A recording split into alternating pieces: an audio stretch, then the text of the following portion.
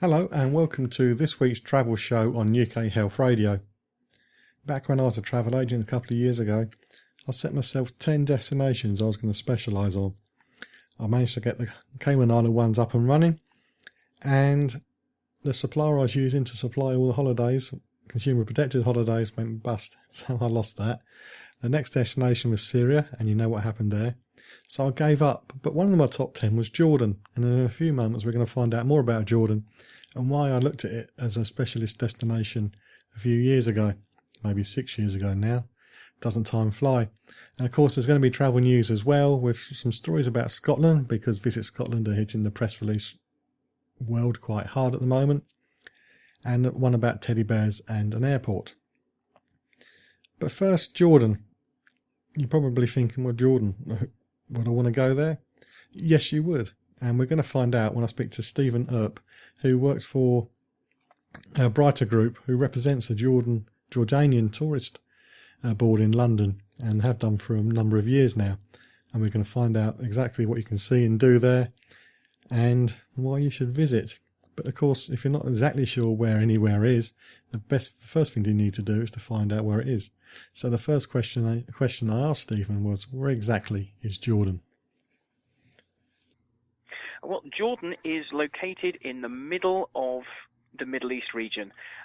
Its longest border is with Israel on its western side, and it has borders down in the Red Sea and the Gulf of Aqaba, and to the north it has borders with Lebanon and Syria as well, and to the eastern side it has borders with Saudi Arabia and Iraq. It is in the middle of what we can only describe as a fairly troubled region. The Jordanians themselves describe their country as a quiet house in a noisy neighborhood, and it certainly is an oasis of calm in a troubled region. You can certainly describe it as the eye of the storm, as an oasis of calm. That part of the world is very much in the news at the moment because of the impacts of the Arab Spring and what has been transpired subsequently in Syria and other countries of the region. What is difficult for Jordan is that it does get painted with that brush, whereas it's been 10 years since there were any incidents in Jordan that could be linked to any acts of terrorism. So it remains very much a politically stable and calm country surrounded by an awful lot of unrest. The Jordanian system of government is based on the UK system. We have members of parliament, and we have the House of Lords. They have members of parliament, and they have the Senate also. So there's a system of free elections, and then members of the Senate are appointed by the King, just as we have a similar constitutional monarchy here in the UK. The fact of where it is and surrounded by all this events, I guess you could say, has that an impact on the amount of visitors that have visited Jordan? Yes, it has. I mean, the number of visitors from the UK to Jordan has been growing since the early 2000s. We've grown, in my experience, from I think 2006, we had about 45,000 people, and then up to 2010, 2011, and the start of the Arab Spring in the surrounding countries, we had almost 70,000. It has dipped. It plateaued in 2011 and 2012, and it has dipped a little bit this year. In particular, it's around about 20 to 25% down compared to the previous year. There is a degree of concern about particularly the emergence of the so-called Islamic State in the surrounding countries, and what impact, if any, that might have on Jordan. But I can only assure people that I would go to Jordan tomorrow. In fact, my colleague Rebecca was in Jordan just last week. The Foreign and Commonwealth Office advice remains constant, as it has done for several years now, basically saying stay away from the refugee camps and don't go near the Syrian border. And apart from that, everywhere is open for business. All of the major sites on any particular tourist itinerary are still open to visitors, and you can see for yourself as well. If you go to visitjordan.com, which is the official tourism board website, they have live webcams that you can see for downtown Amman, for Dead Sea, for Aqaba, for Petra, and you can see for yourself exactly what is going on in the region. So it's an oasis surrounded by a load of chaos. So I want to go because I've done the research for the questions. It looks a great place to go. So how would I get there from the UK? There are direct flights from the UK. You can choose British Airways, our own national carrier, or Royal Jordanian, which is the national flag carrier of Jordan. British Airways fly in the morning, Royal Jordanian fly in the afternoon, both from London Heathrow. And it's a direct flight to Amman, the capital city of Jordan, and the flight takes approximately 5 hours. There are various other options as well. If you want to fly via Paris or via Amsterdam or even via Istanbul with Turkish Airlines, and you can connect down to Aqaba, for instance, which is down on the Red Sea coast. Do UK passport holders need a visa to visit? Yes, you do. You need a visa, and it is payable on arrival. So you can get it in advance if you surrender your passport to the consulate here in London, and they will charge you the visa fee, and they will also charge you a handling fee also.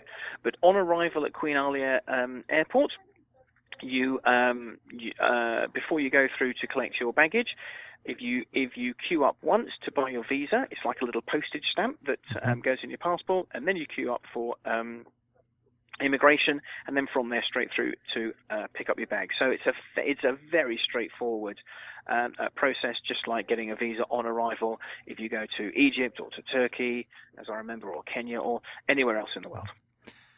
You share a border with Israel. Can you just show up on that border, or do you need to get a visa in advance for if you come in that way? You can show up and get a visa on arrival at any international border crossing, and I labour those points because there are border crossings between Jordan and Israel, both in the north of the country and down in the south of the country at Eilat, that are recognised by both sovereign states as international border crossings, and you can get visas on arrival at those crossings. The most direct route between Amman and, for instance, Jerusalem goes through the Allenby Bridge, which is not recognised by the Jordanians as an international border crossing because it goes into the occupied Palestinian territories of the West Bank. So if you were to arrive into Jordan going through that route, you would have to have your visa in advance. Life gets so complicated sometimes, doesn't it? It is a slightly weird element. It's almost like a no man's land because technically, is it a country? Is it not? It's administered by the Israelis, but technically it's Palestine. But it's only a short journey up to the northern border crossing.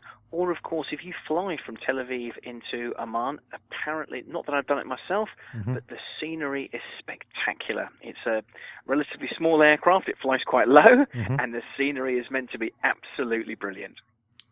I'd enjoy that, but my wife doesn't like flying low, so she'll have to go across by road and I'll go on my own. Do you need any jabs to visit Jordan? There are no specific jabs in terms of yellow fever like you might need for parts of the Amazon basin, but I would certainly recommend speaking to your GP before any travel to just make sure that you're up to date with any tetanus booster jabs or anything like that. I'm glad there's no yellow fever. The last time I had that, I fainted. I'm a big Jessie. I just went. You're listening to The Travel Show with John Guinn on ukhealthradio.com. Still to come in the show, travel news, including how you can walk up Ben Nevis from the comfort of your own armchair. But I'm speaking to Stephen Hurp at the moment from Brighter Group, who represent the Jordanian Tourist Board in London. And they have done for numerous years, and Stephen is an utter expert on the destination. We start to talk about it and we go a little bit off track because I somehow managed to get Dominica into the conversation. I love Dominica, I've mentioned it in the past. If you've never been, I thoroughly recommend that you get yourself there. It's a wonderful little island, and it's very unlikely that you can meet somebody you know who's actually been there. Although on my second or third day I was having breakfast in the hotel, and somebody I know from a group I'm a member of just walked past who was there on business. Just was not fair. I thought I'm never going to know anybody who's been to this place, and there was somebody I've known for years just walked past me when I'm eating breakfast. But when you get to Dominica and you've been there, you do learn to say one thing when you come back, and that is no, not the Dominican Republic, Dominica. Because everybody thinks they've been to Dominica, but they've been to the Dominican Republic. It's not the same. But anyway, I'm beginning to digress again and get off track. I'm meant to be talking about Jordan. So let's get back to Stephen talking about Jordan and finding out the areas that make up the country. Jordan is 96% desert and sand. But that doesn't mean that it is all just one broad expanse of featureless countryside. From the north, you've got the very fertile Jordan River Valley. So that's on the border with Israel. A great deal of rainfall in the north, so it's very green and lush, and that means it rains in the wintertime, and there's an awful lot of agriculture and even viniculture that happens up in the north of the country. And you've got wonderful national parks such as Ajloon, and you've got the Roman cities of the Decapolis at Pella, at Qais, at Jerash. And if you follow that western border of Jordan all the way down from north to south, that's the start of the Great Rift Valley that then goes down through Africa, down through Kenya. And of course, the highlight of that particular border is the Dead Sea, a unique place on Earth. It's 450 meters below sea level. There's 8% more oxygen in the air when you're stood by the Dead Sea than at sea level. Just as if you go up into the mountains, the air gets thinner. As you go below sea level, the air gets thicker. And so the combination of more oxygen in the atmosphere, of more air for sun's rays to get through, of the unique vitamins in the mud and everything, it really is a unique place on Earth and is a natural spa. But all the way down that Jordan River Valley, you can follow the King's Highway. And it goes from very green and lush in the north, and then it's more desert and more, dare one say, Middle Eastern as you move down to the south. Ending up, of course, in the port city of Aqaba, famously taken by the forces of the Great Arab Revolt, led by Lawrence of Arabia back in 1916. And just north of Aqaba is the protected UNESCO World Heritage Site of Wadi Rum, and that is proper, wonderful, epic, rose red desert landscapes with great granite monoliths, and you can take a 4x4 tour with a local Bedouin, you can take camel rides, you can stay in Bedouin camps and whatnot. And this particular landscape is made famous from not only the Lawrence of Arabia back in 1962, but other recent films. And just this year, the Ridley Scott Hollywood blockbuster with Matt Damon, The Martian, was filmed. All of the scenes that were purportedly on Mars were filmed exclusively in Wadi Rum.